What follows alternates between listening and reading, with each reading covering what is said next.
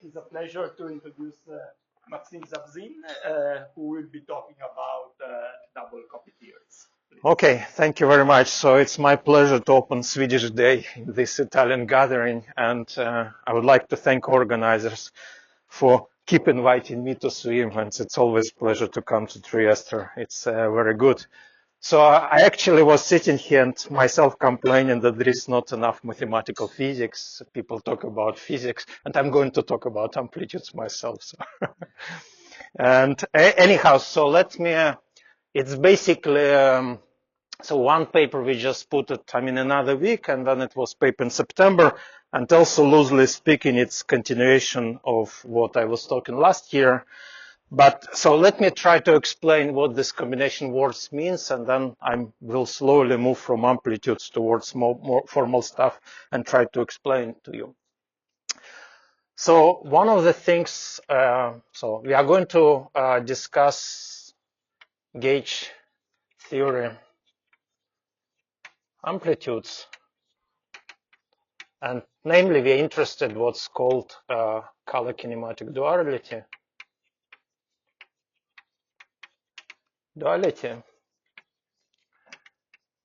And this to a large extent is an experimental fact.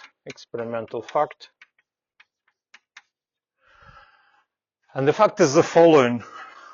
So basically, if you take any gauge theory with smart or whatever, then you can always, by some tricks, organize your scattering amplitudes, loosely speaking, as follows. You will have a sum over trivalent graphs. So this is a trivalent graph. And then your amplitude will be written, so there will be some integral over some loop momenta. Again, I'm being very schematic. And then there will be some factors, Ci, di. So let me explain.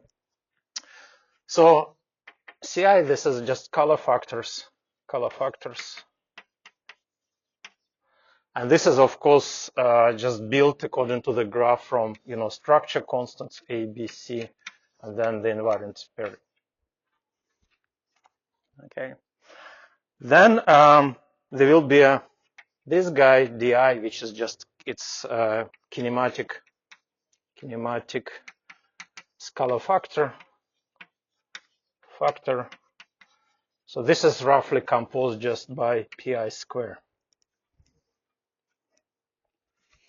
And then there will be another kinematic factor, Ni, which will depend on, so pi for me stands for external momenta. And so PIs, it will be composed from external momenta and then some polarizations. So this will be object. And so this is quite often called kinematic numerators.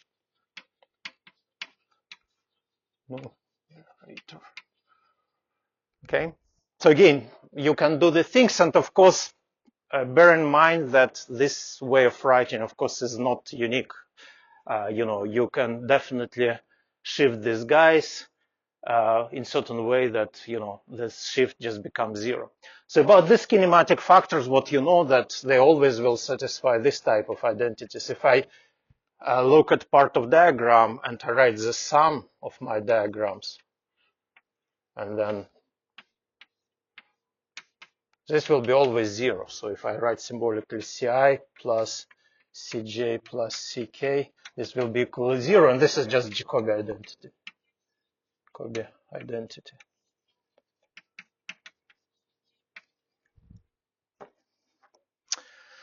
So the statement is of, again, this experimental fact of color kinematic duality is the following fact. So let me formulate, and then color kinematic. Yeah. Yes. So you say sum of on all trivalent graphs, but do you have some, I don't know, surface on which you're putting these graphs? No. It's any. So the experimental fact is the following. Of course, in some theories, when you do Feynman diagrams, it's you know, your graphs are much more complicated. By introducing enough, you know, fields, you can always make your graphs trivalent. So there is this actually interesting fact about graph cohomology that all interesting graphs is actually trivalent graphs. So this is what Kontsevich proved. So in field theory, this is what people realize that, now, for example, if you go to Young-Mill theory, of course, you will have, you know, Fogg-Leon things, but you can, by introducing auxiliary fields, you can always resolve it. So this is what people realize the best way is always write as a sum of trivalent graphs. That's all. And you don't care. Yeah, I don't care. And again, this is sort of experimental fact. You know, you do it and that's all, and how you do it. Right, it works. And again, let me stress that this way of writing is not unique. You can do it in many ways. So this color kinematic duality, it's the following funny fact. So as I said to you that if color factors, so you construct structure constants and invariant metric according to these graphs, they satisfy Jacobi. And basically the color kinematic says that there is existence choice of these n factors in such a way that they will satisfy exactly the same identity. So this is, if you wish, some Jacobi-like identity. And this is sometimes in amplitude literature is referred as kinematic algebra.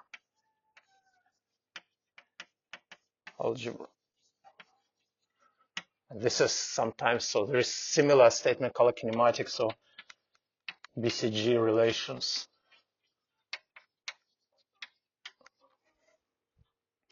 So again, let me state the status of the statement is that this is experimental fact.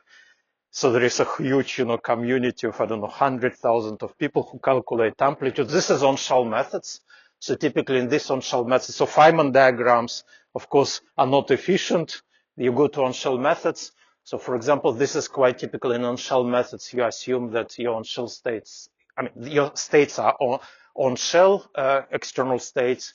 And then you develop this technique and, you know, you do your writing, and then you prove that, you know, there is known case when this doesn't work. And again, you basically define these factors in particular way. This has been proved for trees for certain things and for loops, etc., etc. So this is a experimental fact. And so my goal is basically, that's what I partially talked last year, try to understand it. But I would like to actually concentrate on another fact. So this is, this form is for gauge theory.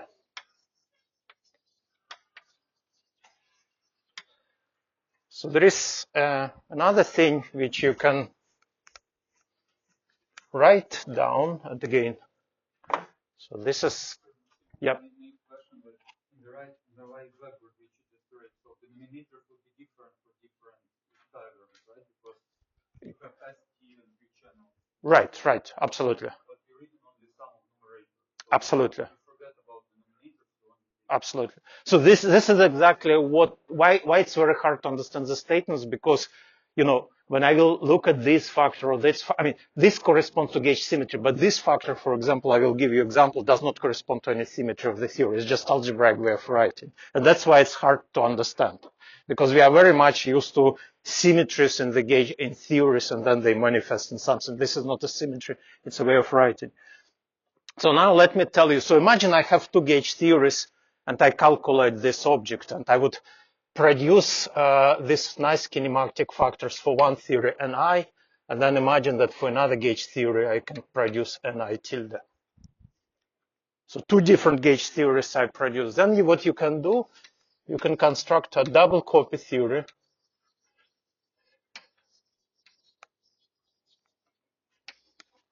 And then you will write, so this is gauge theory, and this is gravity, actually will be. So what you will do, you will basically write I from trivalent graphs. You will write Ni tilde di. And the claim is that this will happen to be amplitude. So this is amplitude for some gravity theory.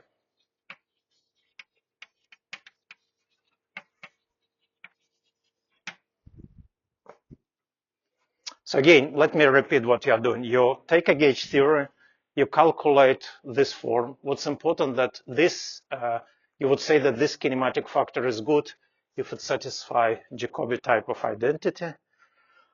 And then you basically take two kinematic factors which satisfy this Jacobi type of identity. So of course, you can have when these two factors are coinciding, and then you get this theory, and this will be gravity. So again, it has been done experimentally. So people did check, amplitude by amplitude that it agrees, right? And again, it's basically the idea which originates from, string theory between relations of open and closed strings. But again, this is entirely in the field theory. You go outside of string theory and you start, to do things, and you do the calculations, and you see that things are coinciding, etc. And again, a lot of choices are involved because, from point of view of path integral, this is particular way of representing amplitude in particular gauge fixing, which one should guess. The same here. And when people calculate the amplitudes, they're not thinking about gauge fixing. So what I'm going to discuss, actually, I would like to discuss in details these things, and I will do it on a very simple example. And of course, one can produce more examples here. This is a statement. And basically, why do you believe that this would be a gravity theory? Because this amplitude is constructed in such a way that basically, if you look at your polarizations, you can always, shift them. There is this gauge symmetry. So if you look at these guys, so in terms of external momenta, you can basically construct two copies of these things, and then you can shift them correspondingly p mu. So this will automatically build in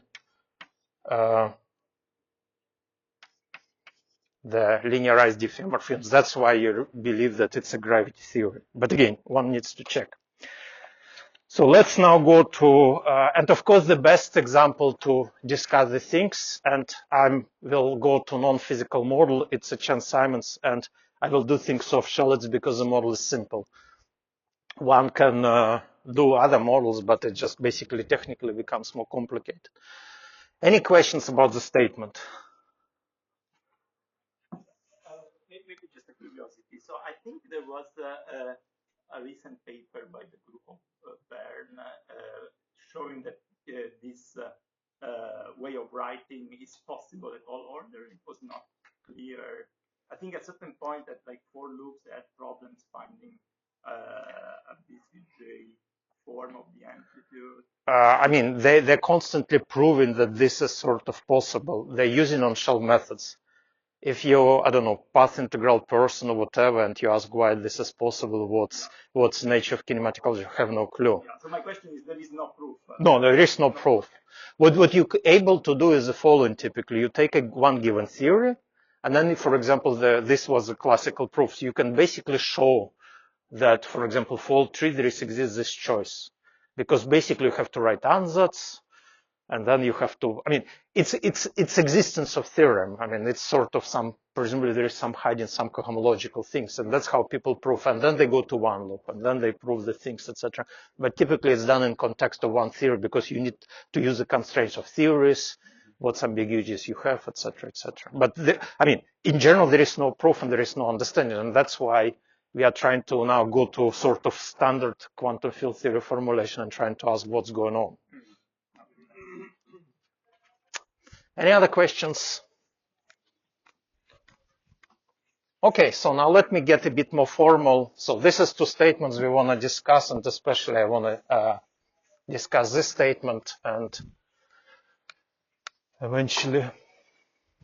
So my main model it's Chern-Simons, and basically on Chern-Simons level, this is a feature of gauge fixing. So let me discuss Chern-Simons theory. Simons theory in 3 dimensions. So it's known that if you wanna, again, Chern-Simons theory, of course, does not have on-shell amplitude that trivially zero. But what you can do as a laboratory, you can forget about this fact. You can consider off-shell amplitudes and sort of ignore the thing that they're not physical. It's a good laboratory, and moreover, most of the theories eventually after some massaging always can be represented as some Chern-Simons type of theory. So what is known that actually Chern-Simons theory, this has been realized a long time ago, the perturbation theory with, ghosts, anti-ghosts. I mean, you can basically combine and write in terms of superfields. So what you can do, you can think about that you have your superfield, so you have this theta, 1, 2, 3, and then you can write the following action, d3 of x, d3 of theta, 1 over 2, a of d of b delta of ab plus 1 over 6, a of b c f of bc. And again, if you, don't like BV, you can just don't listen for 2 minutes and then we'll go to Bursty. So in principle, if this field's unrestricted, this is BV action for Chern-Simons theory. And what typically people in 80s did realize that if you take your superfield, so my D operators, I'm using this sort of superfield notations. So this is my DRAM differential, I understand like this, and then let me introduce another object, which is D dagger, which is just this guy. I'm writing in flat space because eventually I will do scattering amplitudes, but we are grown-up people, you know how to covariantize this guy. You need a volume form, blah, blah, blah, blah, etc. Metric. Okay. So what typically people do, this paper by Axelrod and other people, so they look at the sections and then of course they impose this Lorentz gauge on the superfield. And this is what you're doing. So in the path integral, basically when you will write your superfield, you write your Chern-Simons section here, and then you keep in mind that your superfield is just d dagger of A equals 0.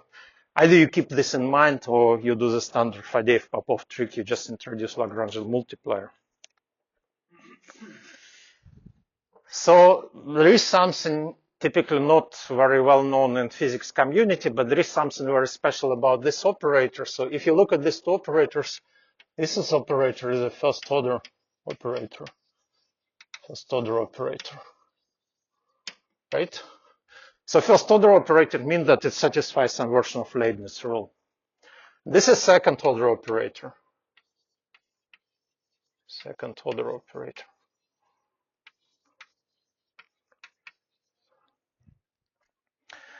And it is what is well known in algebra community that the high order of operators you have, they will satisfy some more and more elaborate relations. So for example, if you look at D dagger, this will satisfy the following relation. So this is second order operator. So if you take 3 forms and then you write something like this, so it's a D dagger of omega 1, omega 2, omega 3 minus D dagger of omega 1, omega 2, omega 3 plus cyclic. So this is analog, one should not call it Leibniz rule, but this is analog of relations which satisfy second order. There exist analogs of these relations for third order, etc., etc. But again, maybe not very well known fact in physics community, but in different graded algebra, it's a well-known fact. And actually, the order of operators can be defined without writing this explicit form. It's algebraic notion. Now, what's important about this fact is that this operator implies actually the following fact, that if you take forms, so omega I is just differential forms.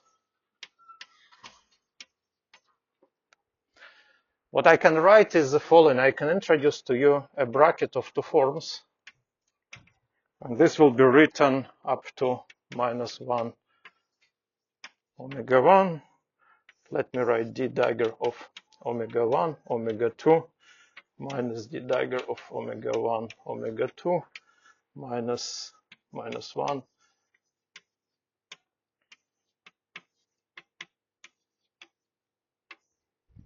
So if you write this guy, then what you can actually show as a consequence of this identity, this bracket, so this is just a definition. But this guy will satisfy, this is a, well, super Lie algebra. So if there are algebraic experts, it's actually, you have to shift guys by degree 1. So if you want to get correct signs, it means that one form will be actually objects of not degree 1, but degree 0. So actually, believe it or not, but you know this algebra. So if I will switch, if I concentrate on one forms and I use symmetric, just lower the indices, sorry, to raise the indices, this is just a Lie algebra of vector fields. So if you have a, you know, Hodge conjugate d dagger, then you can basically translate it to the forms. But if you would go using a metric, you go to vector field, this is the algebra which you know very well. Okay.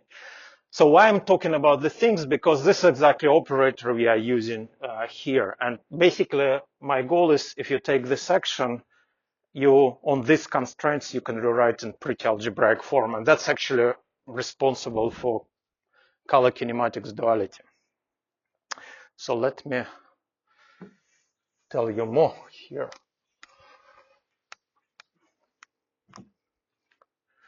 So actually, again, what I'm doing is I'm telling you that if I have my differential forms, I have this d dagger operator, it's a second order, it satisfies this property.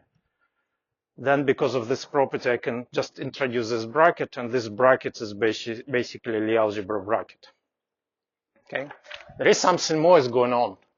If I take now, if I restrict myself to the image of d dagger, right? So there are some subtleties about zero modes that can be handled. So I'm oversimplifying the discussion, but that's okay for the moment. So image of d dagger, meaning that I'm looking at omega I, which can be written as a d dagger of some other form, which is in flat space, always can be done. There is something very, very special here, because what I can do, I can introduce the pairing of these guys, omega 1, omega 2. And this will be defined as the integral of my sigma 3 as omega 1 psi 2. So psi, in such a way that d dagger of psi 2 is equal to omega 2. So this is a pairing which is defined on this image of d dagger. Now you have to prove that this is actually non-degenerate pairing. So, and you can also prove that it's independent of choice of zeta 2, etc., etc. So, and this is basically a symmetric pairing in an appropriate way. So if you do a calculations, you can prove that this is satisfy this type of identity.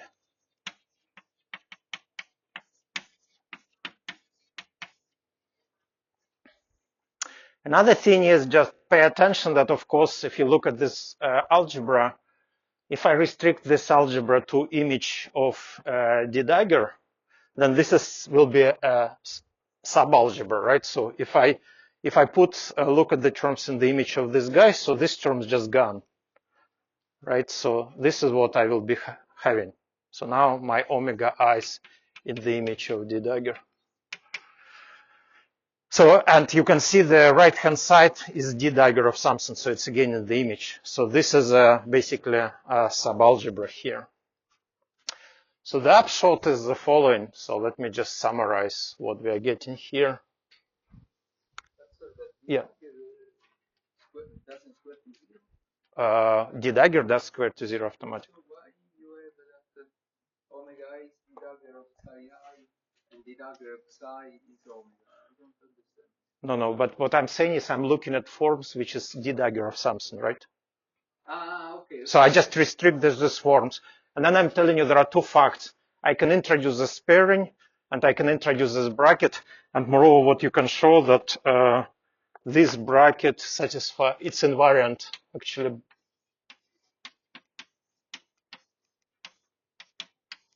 So let me not screw up things. So you will get bracket of omega 1, omega 2, sorry, omega 3, omega 3.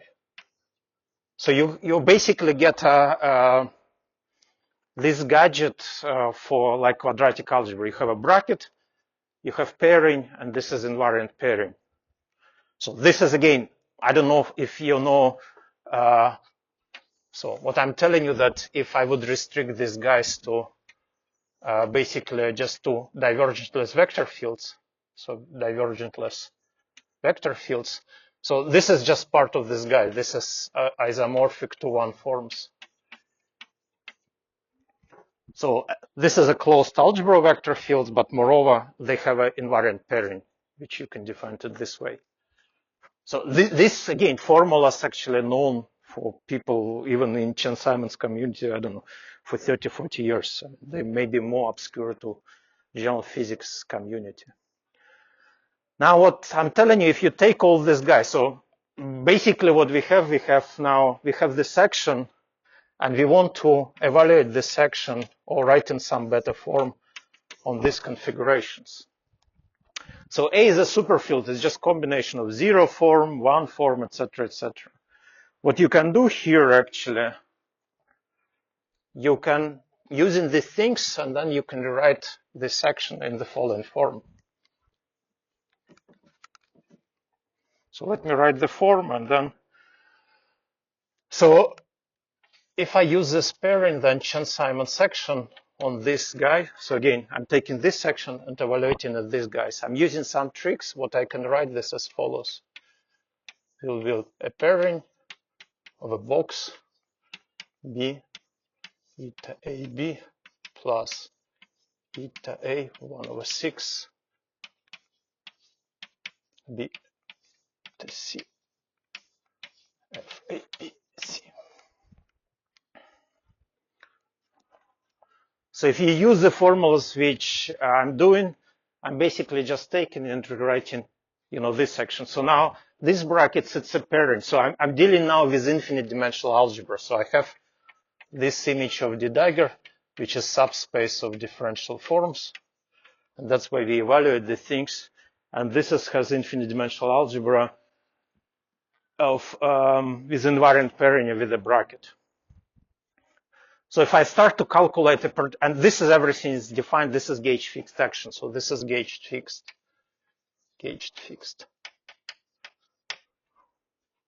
And if I start for you to now do perturbation theory, so here I have two types of structure constants. I have standard Lie algebra structure constants here.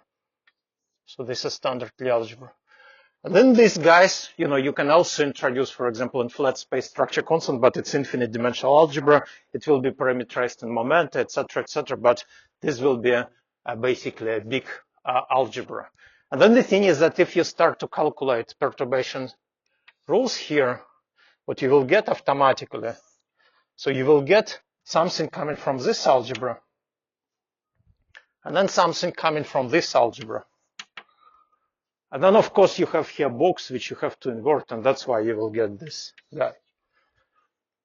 So this is a, if you wish, explanation why we have a color kinematic. So the main thing that what we did not realize is that if you go to Lorentz gauge, that's another. I mean, again, I'm oversimplifying situation. There are more complicated examples, etc. But what I'm telling you that in Chen-Simon theory, if you go to standard Lorentz gauge, there is another algebra around. You typically ignore it. And it's not interesting, but there is algebra which comes, if you restrict to the physical field, this is just divergenceless vector fields. It's a volume preserving diffeomorphisms. It's also, and then you can interpret these kinematic factors and they satisfy these Jacobi relations because of this algebra. So I think last year I wrote this structure constant, everything explicit. So you can do a lot of explicit with momenta. I'm not going to discuss this at any length. And so now, so basically, let me just make some comments here a bit more, just to go to diagrams. So if you just accept this gadget, so instead of writing the moment, etc., you can basically write your standard amplitudes. So if you will do this, for example, this amplitude of shell 1, 2, 3, 4, then typically you will have something like this. And then you will have this color factors, A1, A2, B, FB, A3, A4. And then if you use these notations, again, now let me just, I can switch to momentum representation. So now I'm just working on S3. If I will do this scattering, then my guys will just depend on momenta and theta.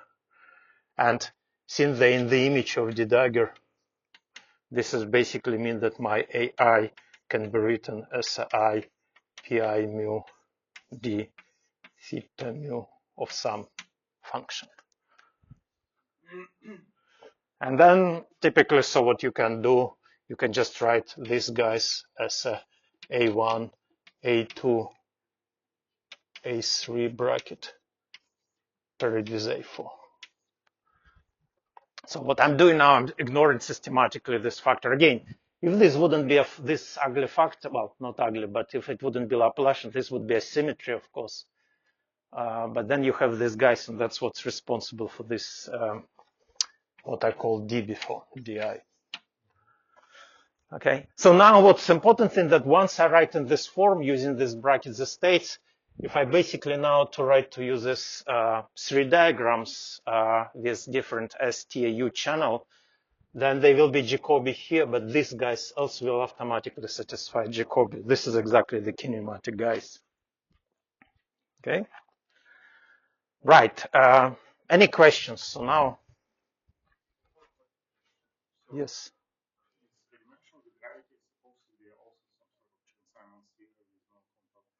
You're running ahead of the train. We are coming to gravity. We are coming to the gravity now. So it's a gauge theory statement. So now what I have to do, is the following fact. I have to remove these guys and I have to double these guys. And we have to see what's going on.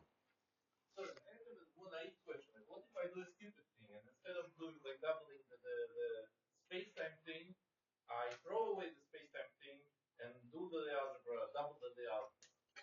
What happens? Is it going to be something completely trivial? Hello, Igor. What do you want to do? Double the algebra? Of course, you can double it. I mean, this is what we are doing, right? I mean, we remove the structure constants and I will just put this copy of this Lie algebra. That's what we will do. So that would be a double couple theory. This will be a way, to go towards gravity.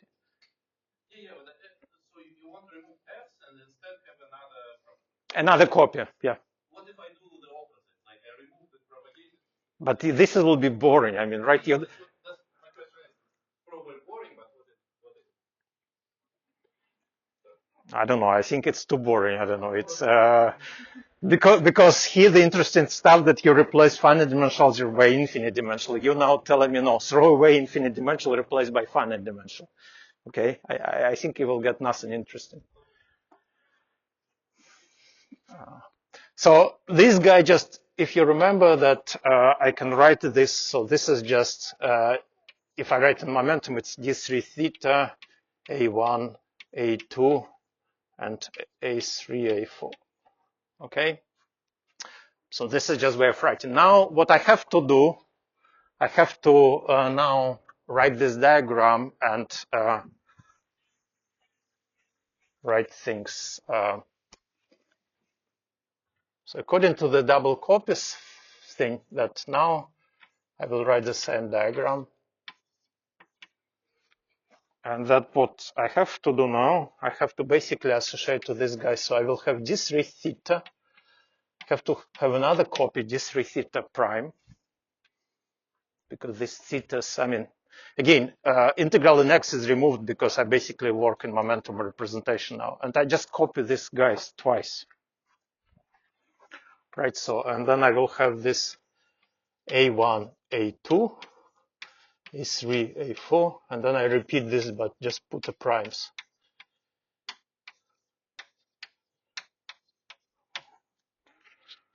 So if you think about it, so we would like to ask from which theory this type of Feynman rules will come about, and it's not actually hard to construct.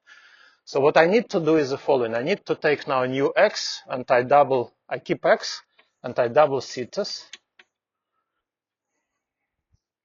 And again, we are now, since we are doing amplitudes, I keep working in R3. I can talk later on about covariantization instead. So now what's important, I have to have this bunch of operators. So I have my DRAM, original with original theta. I will have a D prime now. So it's this prime, guys. So then I will have my D dagger with original theta mu. Sorry, it's a second order operator. And then, so I basically doubled everything.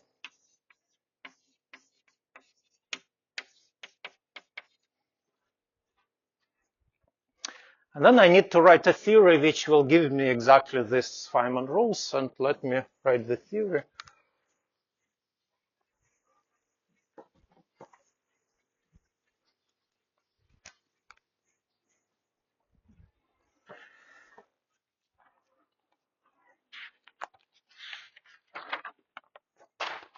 So this theory will look a bit strange, but so let's first of all write to me a gauge fixed version, which would be D3 of x, D3 of theta, D3 of theta prime. Then I write my A. I write D prime over box, A, here 1 over 2, 1 over 6, A cube. Right, and here what you can show that this will give you exactly this perturbation theory if this guy is annihilated by D dagger and by D prime dagger.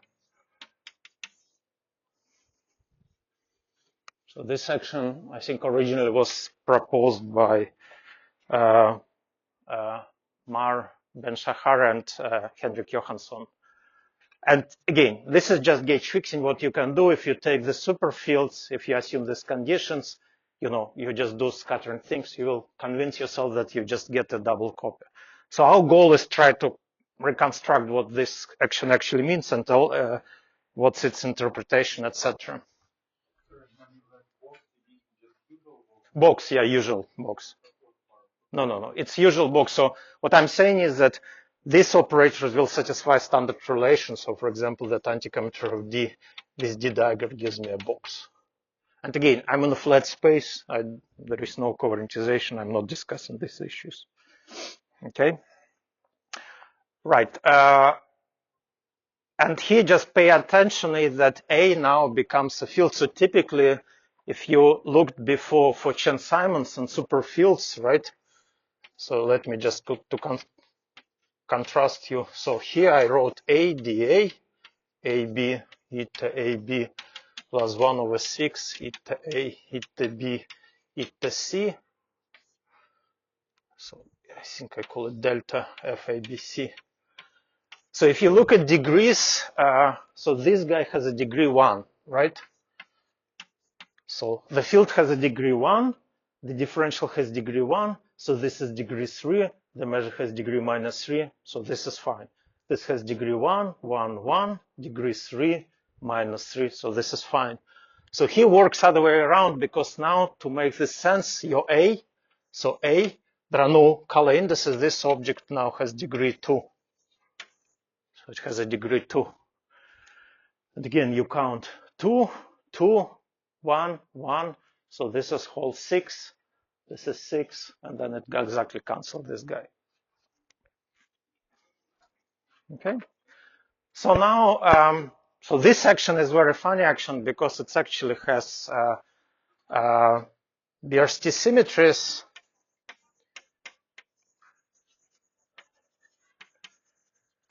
and actually not one. It has two, and moreover, it's actually has a family of these Birsky symmetries. So let me just mention to you this fact. So it's basically, you can write the things as the following. So one Birsky symmetry would be the following. So you will write D of A plus 1 over 2 D prime dagger of A square, and another Birsky symmetry 2 will be D prime A minus 1 over 2 D dagger of A square. So operators exchanged. And actually, these guys, this squares to 0, this squares to 0, the anti-commutant, there is actually the whole family. So this will be the whole family SL2 Birsky symmetries here. So why this happens? So let me try to explain this schematically so you can actually explain the nature of this non-local term. The funny fact is that although this is not local action, the equation of motions are local. And 15, okay, sure, thank you. So then no Young-Mills for you. We'll see. Anyhow, so let me just, what did I want? So let me explain why there is a strange family of supersymmetries and what is coming and what's the nature of this term. So what's important thing, you remember that we had this algebra, right? So on the image of D dagger, and we had an invariant pairing, and we had this bracket. So this is a quadratic Lie algebra. And one of the things is that about this pairing, right? So you remember that if I write my pairing for two elements in the image of D dagger, this is by definition is my integral over theta, and then there will be A zeta in such a way that D dagger of theta is equal to B. This is definition. Right, so what I can do, again, there are some subtleties, how I invert my box, etc., which let me ignore it, but I can write for you this identity, 1 over box, D prime dagger, D B prime. So this is identity because if I exchange, this is annihilated, I mean, by B.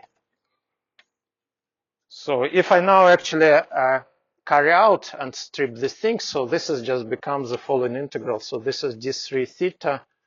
Well, I can actually here even put another theta prime if I want. D3 theta prime. But this just becomes A D prime over box B. So this is just another way of writing this pairing. So what you can do, if instead of restricting this section to two constraints, I can, for example, restrict to one constraint here.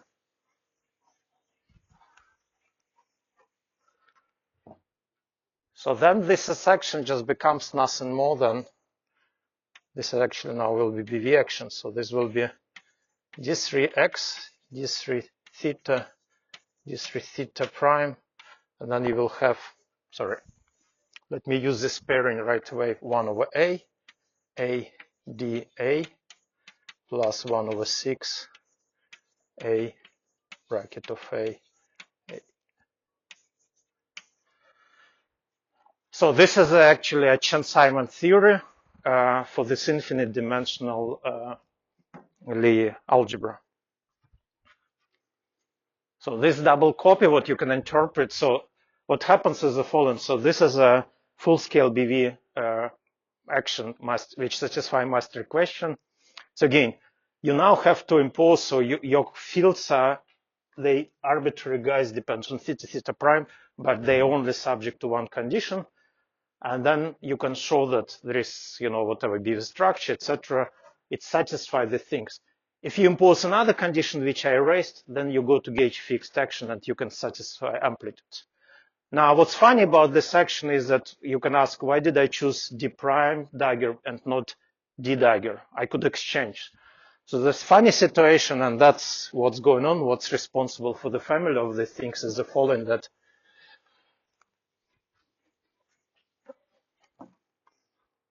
So I have my here gauge fixed action with two constraints. So I need this constraint to, to invert my things. Now what I told you that if I draw one constraint, I can write to you some BV theory, which is actually Chern-Simons. And I have, for example, this constraint. Or I can write to you another BV theory with this constraint, d dagger of A equal to 0. But they have the same gauge fixed action. So this is actually explains why you have two Bierstein symmetries. And actually you can argue that you have a whole family here, at least a SL2 family of BV theories you can write, which gives you exactly the same gauge fixed action. That's why you have so many things.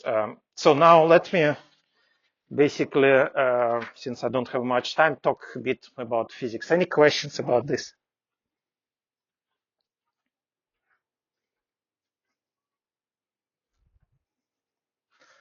Okay, so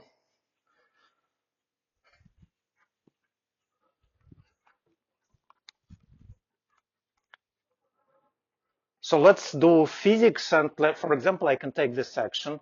So this section, it's very tempting actually to say that I just put some indices up and some down when I expand in thetas. So let me, for example, use these notations. Again, on flat case, it's not important, but it's very, so I can expand in my theta prime. So I will theta prime mu. So this is superfields, but now it depends on theta.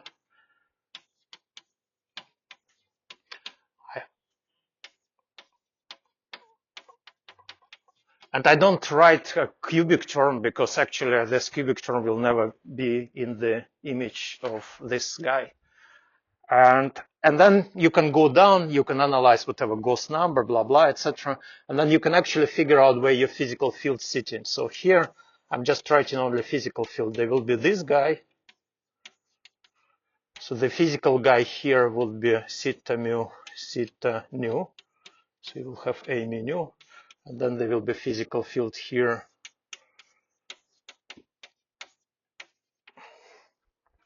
So let me ignore these physical fields and just concentrate on this one. So my action actually becomes the following one. So if I just take this action, I write it down, restrict to physical fields, and then my action becomes as follows. So let me be very explicit. So it's a D3 of X, and then I will have epsilon mu nu rho, epsilon lambda tau sigma, and then I will have 1 over 2 A lambda mu, 1 over box, d nu, d tau, A sigma rho, and then I will have 1 minus over X. A lambda mu, A nu tau, A sigma rho.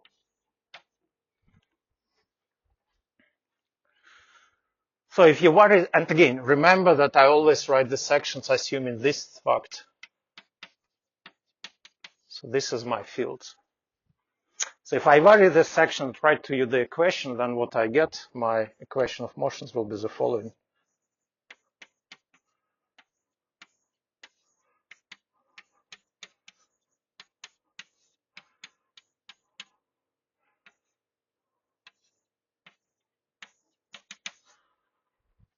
So this is my equation of motion. So, and let me not write, I don't have time to write gauge symmetry, but anyhow, people who, did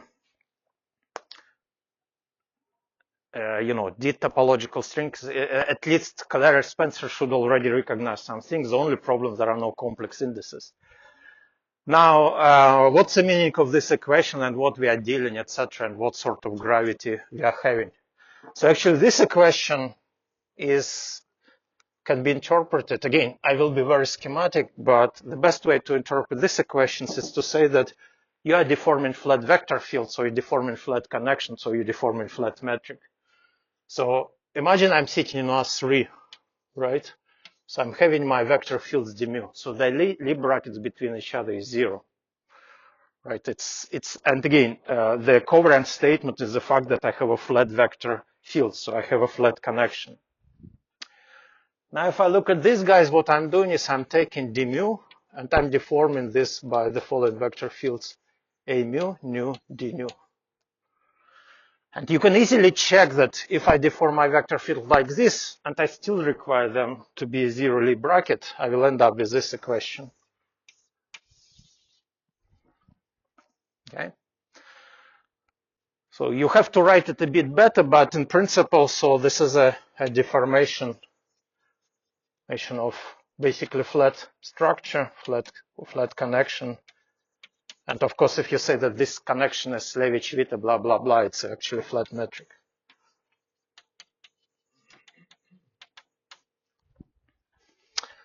So what we are doing is the following, that we are basically trying, so this comes from another thing, we are trying to analyze this sort of modular problem, and all this gadget which comes about, this is basically the gauge theory which take care of these things. Again, these equations enjoy certain gauge symmetries, etc., etc.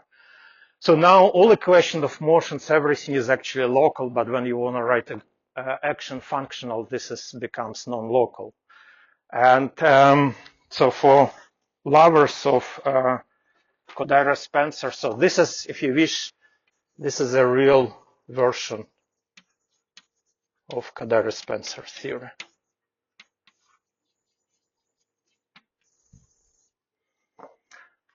So just to contrast you for experts, what you typically will get, you will get this type of equations, di bar, a j bar, antisymmetric k plus a l I bar, dl a k j bar, antisymmetrized here. So this is deformation of complex structure. This is deformation of flat structure. Now, actually everything can be put into game, and it's already Kontsevich and Barannikov pointed in 98. I think that this is actually not sort of closed system. There are more equations. So the same here. So I didn't write everything down, but you can include these guys. And this is actually all equation of motions which you get. They actually corresponds to the deformations of current bracket, flat bracket. So this is about interpretation, and I'm in the middle of my talk, but I will finish soon. So let me try to make a few, any questions about this?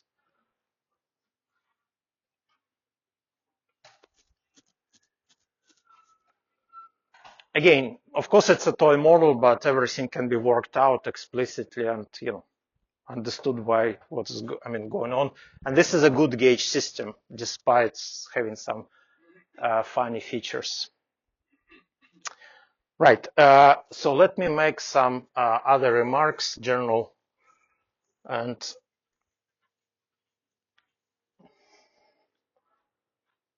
so in principle, if you at least to stick to some models, so what sort of gadgets we used here? So you remember that we use this Durham differentials, and we used, for example, D-dagger guys, and then we doubled them. So we wrote these guys, we wrote these guys. And also what's important, because we double these guys, so these guys anti-commute to Laplacian, this anti-commute to Laplacians, but this guy with this guy anti-commute, this with this anti-commute, this with this anti-commute, etc. So it's loosely analog of this Köhler calculus with Dalbo operators and their complex conjugate. The only thing is that for all construction to work, you need to impose something more with the measure. So in a way, what you can formalize, so all the things actually has a very nice generalization. So you have a bigrading, and you can just postulate this operator with satisfying all these identities. For example, d dagger is equal to Laplacian, I don't know, d prime dagger is equal to 0, etc. So this is like Köhler calculus.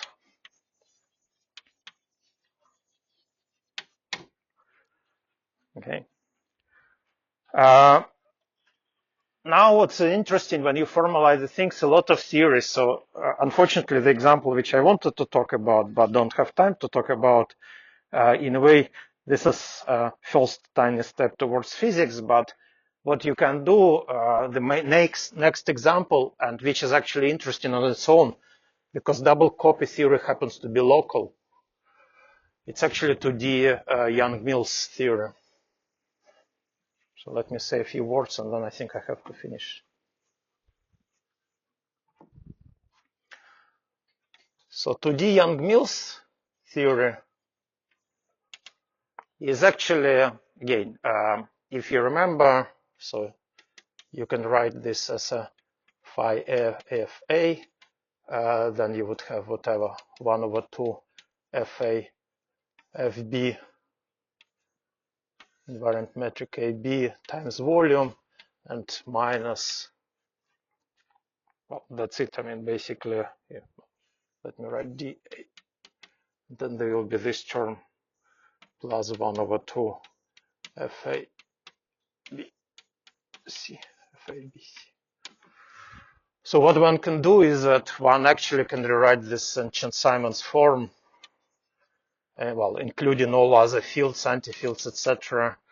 And basically what you are doing is that you will have theta, theta prime, and then you will include this variable zeta of degree 1, and then your differential will be basically theta mu dx mu plus a volume form d zeta. So it has correct degree. It has degree 1. And then if you write your superfield, so let me be very brief, but if you write your superfield as a x theta theta prime zeta, you can just write your integral d2x d2 theta d zeta, then you will have this a d b.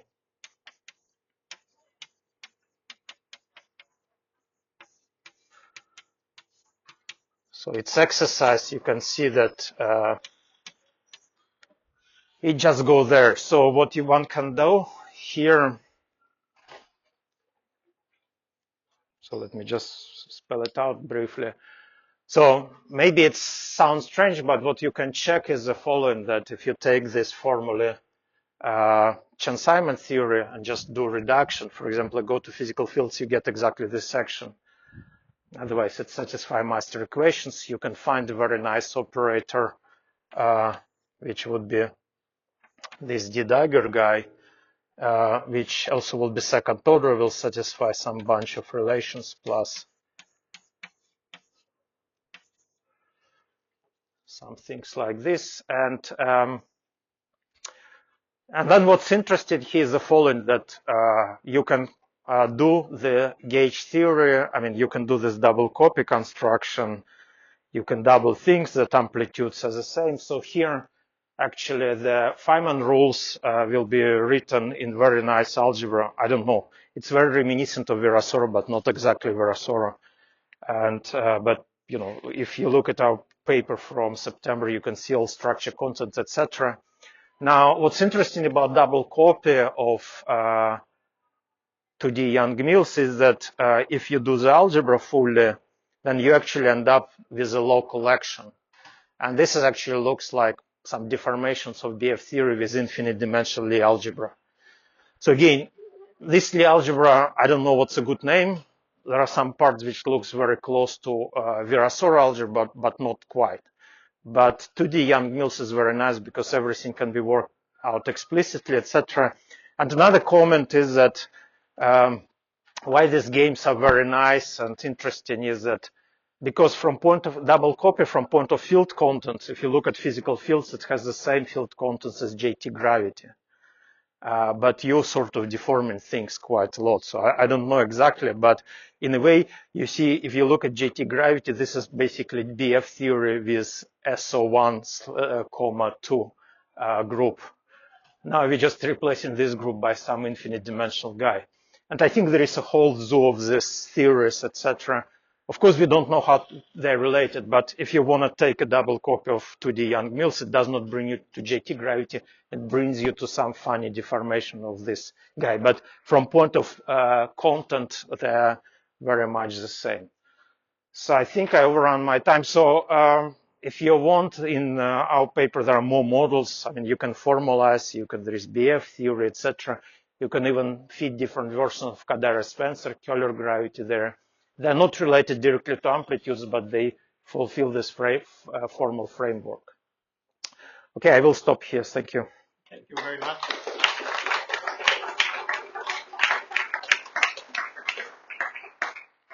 Questions? Please. So you mentioned the analogy with Kodaira-Spencer. Do you have some? So there, of course, you get an anomaly, and then you get holomorphic anomaly equation, and it's super powerful. Is there also an anomaly here that you can be the first to study things? I have no idea. I mean, to us, this is, I mean, we look at the theory and I don't know. But in a way, what you are doing is instead of studying, so in Kodaira-Spencer, the natural structures you study, it's a deformation complex structure. Now we are studying deformation of flat structure. So then I have no idea. And of course, the word holomorphic, since it's a real case, even do not make sense. But yeah, I don't know. To be honest, I don't know. So you know that this A can be interpreted as a deformation of this vector fields by multiplication more or less by matrix 1 plus A. And it seems that if you do this transformation at the level of equations, like write it for 1 plus A, it seems that they simplify a little bit, and there will be just one term, right? Yes. And what happens at the level of action? It seems that it will not simplify much if do such a shift. Sorry, I confused about the question. Simplifies. I mean, there are a lot of simplifications and rewriting you can do. I mean, the equations by itself are not that complicated. I mean, to be honest, I even don't know. So, for example, one of the coming back to your question. So, right in Kodaira-Spencer, you write these equations, and then there is a mathematical theorem saying there is, I mean, genuine modular space, blah, blah, blah. I mean, I don't know if for flat structures there is like this. So I have a question, I have gauge transformation, etc. And I don't know if there is a reasonable modular space of these flat structures. Maybe it's 1 point. I don't know. So I'm. Gauge transformations are just coordinate transformations, right? Well, yes. Yeah. I mean, it's total analogy with a complex guy. But again, I don't know how much, I mean, general flat structures you have, if you have to put boundary conditions or whatever, right? I mean, this is the issue. I don't know. But of course, the gauge transformation is some version of linearized, I mean, diffeomorphism. But the same true for Kodaira-Spencer. What are the possible observables in this theory? Like People think I studied the theory. No, I just gave a birth, right? And you're asking me, I mean, what happens later? I don't know. It's an infant. I have no idea, so I didn't think about it. What I think is that there should be a lot of analogy with Kodaira-Spencer. So you go to Kodaira-Spencer and you take things from there and you try to generalize here. You just deform different structures. What's interesting in these games, and you can play, you can construct high-dimensional Kodaira-Spencer. There exist in 8 dimensions. You can write a version of Kodaira-Spencer which will be, for example, local. So what would be interesting to convert the things, what's the geometrical meaning, there are equations appearing, etc. So, for example, in 8 dimensions, you see clearly that it's not only deformation of complex structures, something else on the top, and then you have to figure out what is if it's good modulus problem, etc. So, to be honest, I don't know. I didn't think about these issues. I'm just happy that it was born. It may be ugly, maybe, I don't know. Yes, sir. Like earlier in your talk, you mentioned when we were talking about the double copy, you mentioned like open case duality. Right.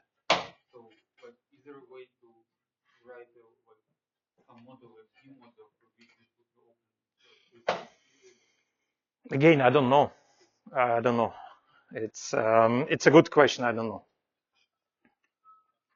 I mean, again, a priori, I don't know where. So because of A and B model, we know why deformation of complex structure naturally appear, etc. Now, I don't know where in string theory the deformation of flat structures will appear naturally. So if you can find one, then maybe it can be embedded, etc. Again, the baby was just born. It may be ugly baby. It may die in a while. I don't know. So you show that the double copy can split fancy, but for some infinite dimensional algebra. Right. But there also this statement that the 3D gravity is supposed to be the sort of version of like finite dimensional but not compact group, like SL2C or SL4 and SL4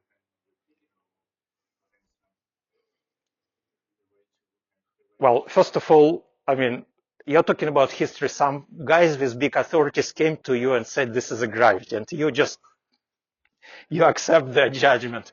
Now what I'm telling you that if you start to do amplitudes, I mean, you get this result.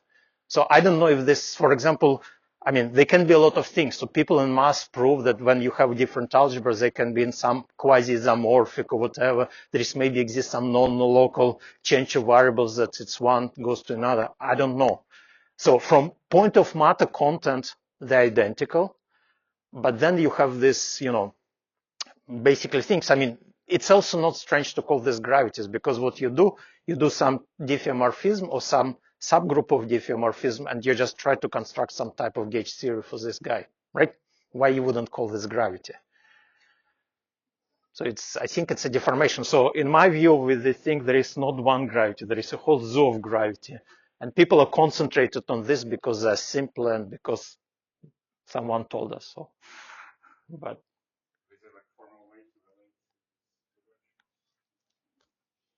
so mathematically, for example, and this is known, so when you have this sort of different gauge group with pairings, etc., I mean, it happened that mathematicians proved that different DGLAs, I mean, differential gradient algebra, they are quasi-isomorphic or whatever. And sometimes even quasi-isomorphic infinite dimensional can be quasi-isomorphic to finite dimensional, but it's a proof. So potentially there can be non-local change of fields or whatever, which brings one to another, but I have no clue.